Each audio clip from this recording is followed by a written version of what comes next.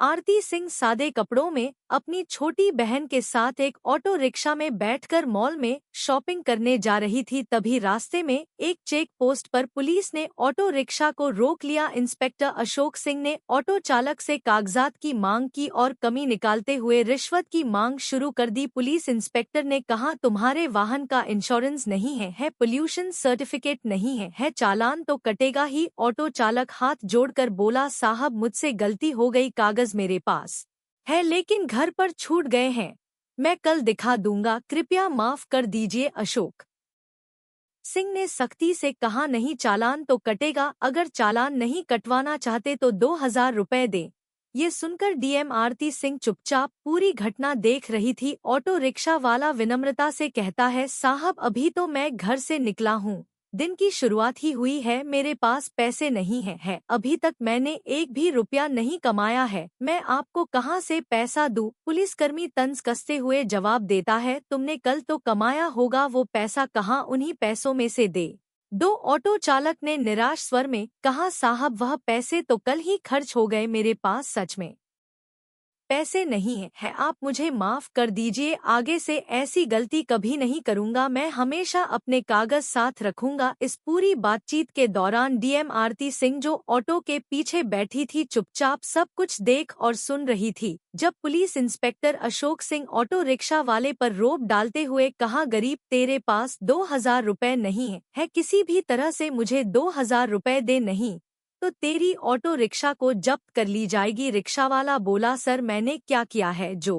मेरी auto rickshaw आप जब्त करेंगे? मैंने कोई बड़ा अपराध किया है जो आप मेरा ऑटो रिक्शा को जब्त करेंगे? ये सुनते ही इंस्पेक्टर आग बबूला हो गया और उस ऑटो ड्राइवर को एक थप्पड़ जड़ दिया और बोला, मुझसे जवान लड़ता है, तेरी इतनी औकात है? ये देखकर डीएम आरती सिंह को गुस्सा आ गया। वह ऑटो से उतरकर पास गई और उन्होंने पुलिस वाले से कहा, आपको इस ड्राइवर को थप्पड़ मारने का अधिकार किसने दिया? ये कोई तरीका है? ये भाई रोज मेहनत करके गाड़ी चलाता है, इसी कमाई से इसके घर का चूल्हा जलता है, अगर इससे कोई गलती हुई है तो आप इसे रिश्वत और थप्पड़ मारोगे और इसकी ऑटो को जब्त करोगे? ये कैसा कानून है? ये गरीब आदमी आपका पेट भरने नहीं आया बल्कि अपने घर का पेट पालने निकला है। उस समय डीएम आरती सिंह नीला सलवार और चप्पल पहने हुए थी और साधारण कपड़ों में थी। वे अपनी बहन ललिता के लिए कपड़े खरीदने के लिए मॉल में जा रही थी। पुलिस वालों को लगा कि यह कोई आम आदमी है जो उनसे इस तरीके का सवाल जवाब कर रही है। आरती की बात सुनकर सब इंस्पेक्टर अशोक सिंह और भड़क गया। उसने तीखे स्वर में कहा, तू मुझे सिखाएगी कि मुझे या करना चाहिए? बीच में बोलने किसने कहा? ज्यादा बकवास मत कर वरना तुझे भी हवालात दिखा दूंगा। मैं पुलिस हूँ, चाहूँ तो अभी गिरफ्तार कर लूँ, ज्यादा मत दिखा, समझी? अशोक सिंह को बिल्कुल अंदाजा नहीं था कि जिससे वह इस लहजे में बात कर रहा है वह दरअसल एक डीएम अधिकारी है। आरती ने शांत रहते हुए कहा, सर आप पुलिस वाले हैं तो क्या लोगों को लूटेंगे, गरीबों से जबरन रिश्वत लेंगे? ये जो आप कर रहे हैं ये ना सिर्फ गलत है बल्कि कानून के खिलाफ भी है। आरती की बात सुनकर अशोक सिंह आपा खो बैठा। उसने गुस्से में आरती को थप्पड़ मार दिया और बोला, तू मुझे कानून सिखाएगी? तुझे उसी वक्त से देख रहा हूँ, बहुत ज्यादा बड़बड़ा रही है। तुझे लगता है कि मुझसे ज्यादा कानून आता है? ज्यादा गुस्सा मत दिला वरना तुझे और तेरी बहन ललिता दोनों को जेल में सड़ा दूंगा। चलो जल्दी ऑटो लेकर भागो यहाँ से। ऑटो चालक ये सब देखकर डर के मारे चुप था। वहीं आरती ने अपने गुस्से को काबू में रखा। वो जानबूझकर अपनी पहचान उजागर नहीं कर रही थी क्योंकि वह देखना चाहती थी कि सब इंस्पेक्टर अशोक सिंह कितनी हद तक गिर सकता है। फिर वह ऑटो रिक्शा पर बैठे। कुछ देर बाद ऑटो ने उन्हें कपड़ों की मॉल पर उतार दिया। आरती ने अपनी ललिता को अंदर ले जाकर उसके लिए सुंदर सुंदर कपड़े खरीदे। बाहर से भले ही आरती शांत दिखाई दे रही थी लेकिन मन ही मन उसने ठान लिया था, इस सब इंस्पेक्टर अशोक सिंह को सबक सिखाना ही होगा। कानून का मजाक उड़ाने वाले ऐसे अफसर थाने में रहने के लायक नहीं है। मॉल से लौटने के बाद आरती ने सोच लिया कि क्यों ना थाने जाकर ये पता लगाया जाए कि वहां का माहौल कैसा है, आखिर अशोक सिंह वहीं काम करता है। अगर पूरा थाना ही भ्रष्टाचार में डूबा हुआ है तो सिस्टम को अंदर से साफ करना जरूरी है। अगले दिन सुबह आरती ने अपनी असली पहचान छिपाते हुए एक आम लड़की का रूप धारण किया। उसने हरे रंग का सलवार सूट पहना और सीधे थाने पहुंच गई। थाने में प्रवेश करते ही उसकी नजर सामने की कुर्सी पर बैठे इंस्पेक्टर राजेंद्र मिश्रा पर पड़ी। वह आराम से पंखा झलते हुए मोबाइल पर बात कर रहा था। आरती सीधी उसके पास गई और बोली, सर मुझे एक रिपोर्ट लिखवानी है। आरती कुछ और कहती इससे पहले ही राजेंद्र मिश्रा ने उसे बीच में टोक दिया, किसकी रिपोर्ट लिखवानी है? तुझे पता नहीं यहाँ रिपोर्ट लिखवाने की फीस 5,000 रुपए लगती है, पैसे लाई है क्या? अगर पैसे है तो बोल वरना फौरन दफा हो जा। ये सुनकर आरती की आंखें गुस्से से लाल हो गई। वह हैरान थी कि इस थाने में खुलेआम भ्रष्टाचार हो रहा है और जिले की डीएम अधिकारी होने के बावजूद उसे अब तक इसकी भनक तक नहीं लगी। आरती ने गहरी सांस ली और सख्त स्वर में कहा, सर आप हमसे क्यों मांग रहे हैं? रिपोर्ट लिखवाने के लिए कोई शुल्क नहीं लगता। ये जो आप कर रहे हैं ना सिर्फ गलत है बल्कि कानून के खिलाफ भी है। ये सुनकर राजेंद्र मिश्रा भड़क उठा और बोला, क्या कहा तूने? मैं गलत कर रहा हूँ? तुझे मुझसे ज्यादा कानून आता है क्या? ज्यादा बकवास मत कर वरना अभी तुझे अंदर करवा दूंगा। आरती समझ चुकी थी कि यह इंस्पेक्टर भी उसी रास्ते पर है जिस रास्ते पर अशोक सिंह था। उन्होंने शांत रहते हुए पूछा, आपके थाने का सब इंस्पेक्टर अशोक सिंह कहाँ है? राजेंद्र मिश्रा झल्ला कर बोला, क्यों तुझे उससे क्या काम है? मुझसे सवाल मत कर, खुद जाकर बात कर ले। आरती ने फिर कहा, सर आप रिपोर्ट लिखिए वरना मैं आपके खिलाफ एक्शन लूंगी। आप मुझे नहीं जानते कि मैं कौन हूँ? ये सुनकर राजेंद्र जोर से हंसा और बोला, तू मुझे धमका रही है? तुझे देखकर तो लगता है या तो तू भिखारी है या कूड़ा-कचरा उठाने वाली या फिर किसी घर में झाड़ू पोछा करने वाली होगी। यहाँ रिपोर्ट नहीं लिखी जाएगी। अब निकल जा वरना धक्के मारकर बाहर फेंकवा दूंगा। आरती ने खुद को किया वह समझ गई थी कि यह सब के सब उसी पानी से नहलाए हुए हैं जिस पानी से इंस्पेक्टर अशोक नहला है। उन्होंने मन ही मन ठान लिया या इन्हें मजा चखाना ही पड़ेगा, लेकिन पहले मुझे इनकी पूरी करतूतों को देखना चाहिए। फिर वह थाने से बाहर निकलकर थोड़ी देर सोचा, फिर अपना मोबाइल निकाला और अपने अधिकारी आईपीएस और आईएएस को फोन कर दिया कि इस थाने में मैं मौजूद हूँ, आप लोग मेरी गाड़ी लेकर आओ। इतना कहकर वह दोबारा थाने में प्रवेश किया। जैसे ही राजेंद्र देखा वह गरजते हुए बोला, यह लड़की फिर से आ गई, तुझे समझ में नहीं आता? चल तुझे सबक सिखाता हूँ। अब तो लगता है तुझे जेल में डालना ही पड़ेगा। राजेंद्र मिश्रा ने गुस्से से कहा। आरती ने बिना घबराए धीमी मगर स्पष्ट आवाज में जवाब दिया, सर मुझे सिर्फ रिपोर्ट लिखवानी है, आप रिपोर्ट दर्ज कीजिए। अगर आप ही जनता के साथ ऐसा बर्ताव करेंगे तो हम न्याय की उम्मीद किससे करेंगे? मगर मिश्रा फिर वही रट दोहराने लगा, मैंने कहा रिपोर्ट लिखवानी है तो 5,000 रुपए निकालो, बिना पैसे यहाँ कुछ नहीं होगा। बार बार परेशान मत कर वरना धक्के मारकर बाहर फेंक दूंगा। आरती मन ही मन सोच रही थी, कितने नीचे गिर चुके हैं ये लोग, इन्हें इतना भी नहीं मालूम कि किसी महिला से कैसे बात की जाती है। वह हल्की मुस्कान के साथ बोली, देखिए सर आप रिश्वत क्यों मांग रहे हैं? कानून में कहीं नहीं लिखा कि रिपोर्ट दर्ज करने के लिए जनता से पैसे लिए जाएं। आप साफ साफ कानून तोड़ रहे हैं। अगर आपने दर्ज नहीं की तो मैं आपके खिलाफ सख्त कार्यवाही करूंगी। आप खुद को बड़ा अधिकारी समझते हैं लेकिन आपको अंदाजा भी नहीं कि आपके साथ आगे क्या होने वाला है। ये सुनकर मिश्रा बुरी तरह तिलमिला गया। उसने 2 सिपाहियों को इशारा करते हुए आदेश दिया, इस लड़की को बाहर निकालो और सबक सिखाओ, ये ऐसे नहीं जाएगी। दोनों सिपाही आरती की ओर बढ़े ही थे हाथ पकड़ने को कि तभी थाने के दरवाजे से कड़क आवाज गूंजी, रुको। सबकी नजरें दरवाजे की तरफ घूम गई और वहां खड़े देखकर सभी दंग रह गए। अंदर आ चुके थे आईएएस और आईपीएस अफसरों का दल जो डीएम आरती को बुलाने आया था।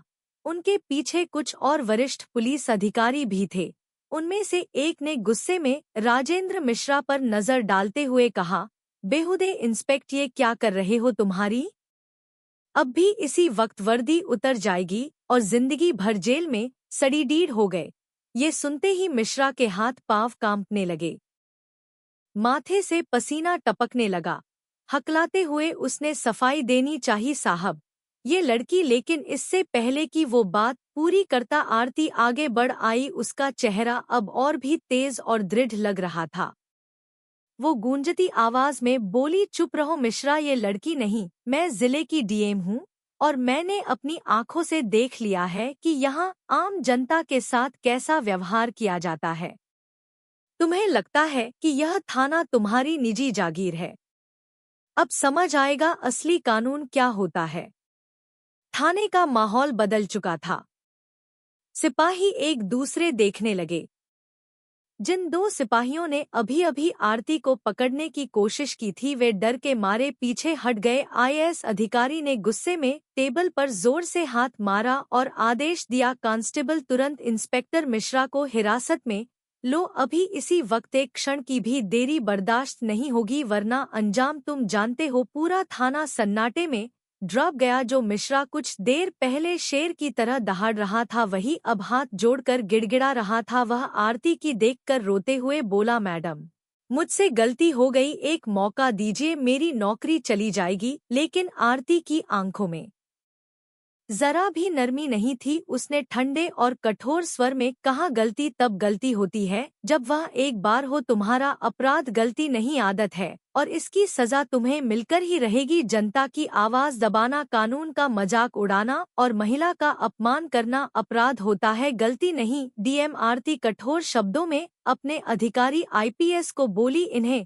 तुरंत के सस्पेंड करो और उनके हाथों में हथकड़ियां लगाओ। ये सुनकर आईपीएस अधिकारी ने इशारा किया और दो सिपाही आगे बढ़कर इंस्पेक्टर राजेंद्र मिश्रा को हथकड़ी पहनाने लगे। थाना परिसर में मौजूद बाकी पुलिसकर मी सर झुकाकर खड़े थे। जैसे ही मिश्रा को ले जाया गया, तभी थाने के दरवाजे से अचानक इंस्पेक्टर अशोक थाने के मेन गेट से अंदर आया। उसके चेहरे पर घबराहट थी, लेकिन वह हालत को समझे बिना ही अंदर चला आया। जैसे ही डीएम आरती को सामने खड़ा देखा, उसके होश उड़ गए और उसके चेहरे पर वही सीन घूम गया जब सड़क पर उसने ऑटो वालों का चालान काटते वक्त आरती को आम लड़की समझकर थप्पड़ जड़ दिया था।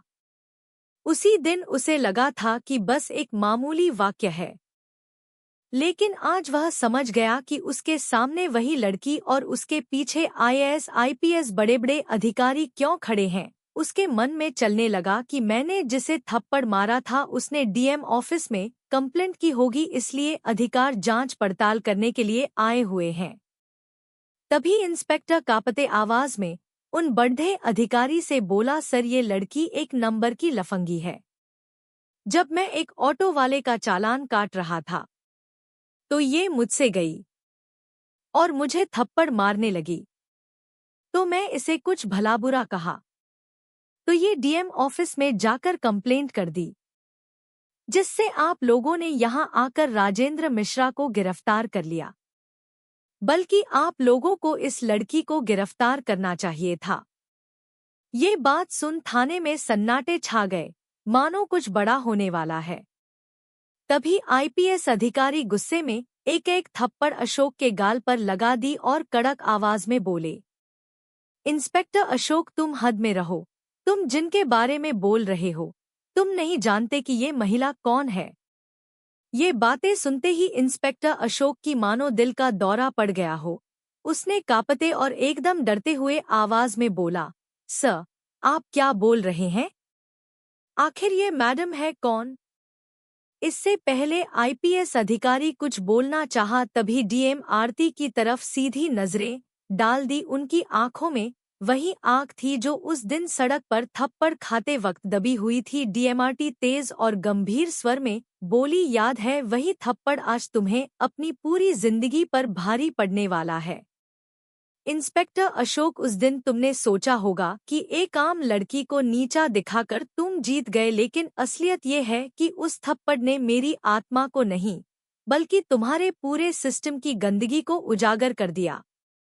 तुमने सिर्फ नहीं मारा था बल्कि उस जनता की आवाज को मारा था जो तुमसे न्याय की उम्मीद करती है। थाने के भीतर ऐसा सन्नाटा पसर गया मानो किसी ने सबकी आवाज छीन ली हो। अशोक का चेहरा पल भर में फीका पड़ गया था, होंठ कांप रहे थे पर आवाज जैसे गले में ही अटक गई। तभी आरती ने गंभीर स्वर में कहा, आज मैं सिर्फ डीएम बनकर नहीं आई हूँ, बल्कि उन तमाम लोगों की तरफ से खड़ी हूँ जिन्हें तुम्हारे जैसे अफसर हर जगह बेइज्जत करते हैं। चाहे सड़क पर हो, थाने में या दफ्तर में। तुझे लगा था कि वर्दी पहन ली तो खुद को भगवान समझ सकता है, लेकिन आज तुझे पता चलेगा कि कानून सबके लिए बराबर है, पुलिस वालों के लिए भी। बस इतना कहकर आरती ने टेबल पे एक तगड़ा थप्पड़ मारा। डर के मारे सब चौंक गए और चिल्लाई, कांस्टेबल इंस्पेक्टर अशोक को गिरफ्तार करो, वर्दी उतारो, सस्पेंशन की रिपोर्ट अभी बनाओ। आईपीएस अफसर ने बिना एक सेकंड गवाए इशारा किया। दो सिपाही आगे बढ़े, अशोक के हाथ में हथकड़ी डाल दी। बेचारा बुरी तरह कांप रहा था, गिड़गिड़ा के बोला, मैडम प्लीज माफ कर दीजिए, गलती हो गई, मैं पहचान नहीं पाया था। लेकिन आरती ने उसकी बात बीच में काट दी। कानून किसी की पहचान नहीं पूछता इंस्पेक्टर, सबके लिए बराबर है। तेरी माफी से जनता का दर्द कम नहीं होगा, अब अदालत तय करेगी। पूरा थाना सुन रहा था, पहली बार सबके ये बात घर कर गई। अब इस जिले में जो भी जनता पर जुल्म करेगा उसकी जगह सिर्फ सलाखों के पीछे है। राजेंद्र मिश्रा और अशोक को हथकड़ी पहनाकर बाहर लाया गया तो बाहर खड़ी भीड़ में हलचल मच गई। लोग एक दूसरे से फुसफुसा रहे थे, यकीन ही नहीं हो रहा था जिले के दो बड़े अफसर आज कानून में फंसे बैठे हैं। आईपीएस अफसर ने मीडिया को साफ साफ बोल दिया, अब से इस जिले में दादागिरी नहीं, कानून चलेगा, चाहे पुलिस वाला हो, नेता हो या आम आदमी। गलती करेगा तो मिलेगी। भीड़ ने ताली बजाई, कुछ लोग मोबाइल से वीडियो बना रहे थे जैसे कोई ऐतिहासिक पल हो। सिपाही दोनों को जीप में बैठाकर सीधा जेल ले गए। जेल के गेट पर गाड़ी रुकी तो खुद जेलर बाहर आ गया। आरती और आईपीएस अफसर ने आदेश दिया, इनको कैदी बना दो, आज से यह अफसर नहीं अपराधी है। फिर दोनों की वर्दी उतरवा दी गई, सफेद कैदी वाली ड्रेस पहना दी। चेहरों पर शर्म, गुस्सा, पछतावा सब एक साथ दिख रहा था। लोहे की सलाखों के पीछे धकेला गया तो राजेंद्र मिश्रा रोने लगे। अशोक, अगर उस दिन थप्पड़ ना मारा होता तो शायद आज ये दिन नहीं देखना पड़ता हम लोग को। यह कहानी कैसी लगी कमेंट में जरूर बताएं। स्टोरी लाइक और शेयर करना भूले।